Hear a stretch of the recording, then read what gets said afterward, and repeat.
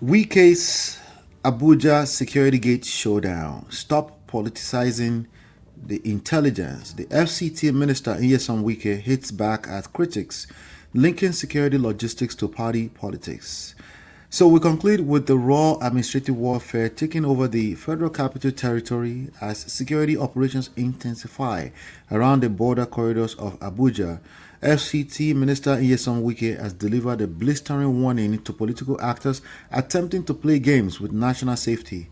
Wike declared that the security logistics must never be politicized, blasting opposition critics who are trying to link operational security frameworks and local intelligence gatherings to the ongoing 2027 party alignment. This comes amid intense friction between its machinery and the Turaki PDP faction, which is currently protesting institutional access lines. Wike is essentially telling the political class to keep the hands of the tactical machinery of the capital city. Is the minister successfully insulating Abuja from partisan sabotage, or has the political temperature reached a point where even local security is seen through the lens of ballot paper? We saw over the last few days, too, maybe last week, where ex-governor Ayodele Fayose was also suggesting certain theories around what happened in Oyo State. Chief, what's your take on all of this? Can we truly separate politics from the issue of insecurity in Nigeria? Yes and no.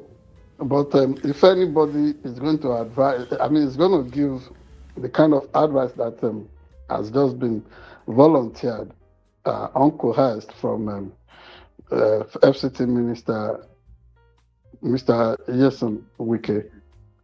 It will not be Wike himself because he's one of the worst guilty individuals and political gladiators in Nigeria that are politicizing issues of national security and the unfortunate worsening situation, kidnappings and terrorism across the country.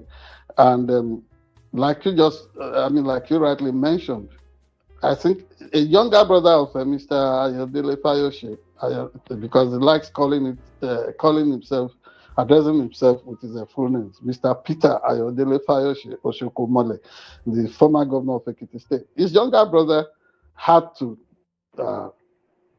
caution him that if he had nothing reasonable, nothing logical, nothing tangible to say about the crisis of kidnappings in what's it called, your state, such that more than 40 students and their teachers have been kept. Some have been in what's it called, the kidnappers' den in the last 2.5 weeks or thereabout. That it should just shut up, and that would tell you the seriousness of the matters we are dealing with at the moment. Mr. Nyesom Wike, in his particular, in his own case, in a particular fashion, and which is almost becoming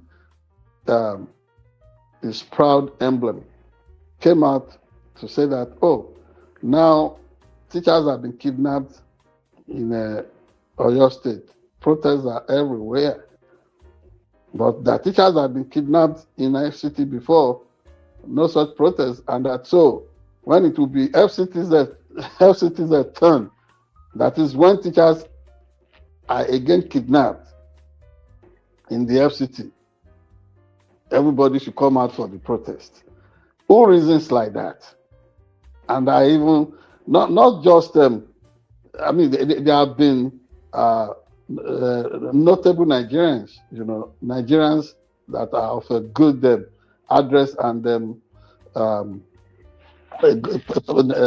proper pedigree, like Chief Femi Falana, the erudite human rights lawyer, coming out sometime last week, appealing to President Bola Ahmed Tinubu to caution some of his associates. He did not mention their names, but obviously any of us could go through such innuendos and nuance to understand that that was targeted at both Wike and Ayodele Fayose. So, what do we call this?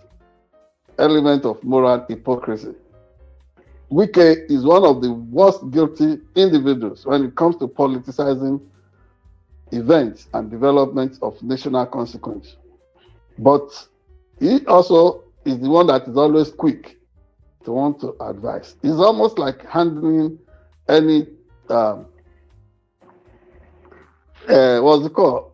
Any totem of worship, whether you're talking of the Holy Bible, the Holy Quran, or other symbols through, sacred symbols through which people claim to communicate with God. In the hand of people that are given to making mischief, you will think they are the most pious. You will think that they are the holiest. They are often sanctimonious and they would advise. Remember, in the days of slavery, there were pastors who kept slaves. There were imams who had their slave pins. And then you saw all kinds of people who instead should have been respected repositories for the consciousness and culture and tradition of their people, contradicting themselves in a morally afflicted way. And they would again be the one saying, oh, God is for all of us. Yet they have reduced their people to slaves. And there would always be consequences for things like that. So if, I see Nyesom Wike as not just being a politician or a minister. To somebody, he remains a good husband. For example, this last weekend when he was giving a speech at the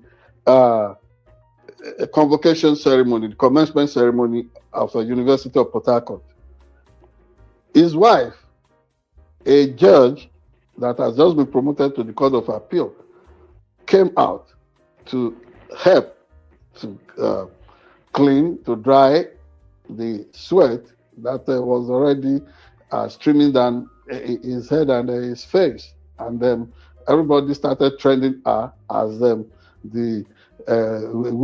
weekend MVP and what have you.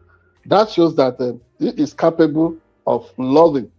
But when it comes to the national stage, Wike becomes something else. And so this is a case of physician, heal thyself, as Jesus would advise. If you're going to see the speck in your neighbor's eye, how come you are not first removing the log of wood in your own eyes? So Wike should first counsel himself on developing modules and probably manual on how not to politicize issues of national consequence, issues of national security and state affairs. If he wants to be a statesman, fine. If he wants to continue to be what the Yorubas would call a crooked piece of wood that's always making trouble in the fireplace, Igiworokoton Danoru, good luck to him. But I would think that going forward, Wike himself should start by making sure that he stops politicizing serious issues of national development. Thank you very much.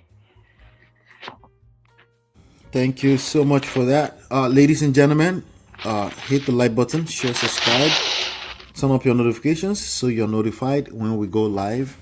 And we will be right back with today's or this week's special.